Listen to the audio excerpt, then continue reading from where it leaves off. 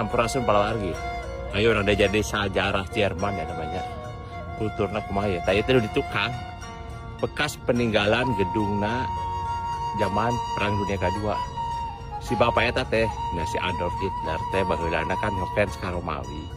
Jadi Nürnberg teh baheulana teh markas militer zaman Perang Kedua teh eta.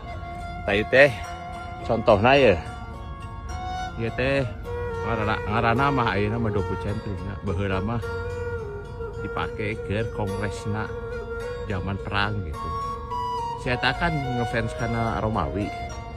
Jadi itu disebut nate mini Colosseum bener di depan. Tah tinggal di ayeuna jalan naon sih jang ayeuna dipake ke pameran gitu nya. Pengingat sejarah we gitu.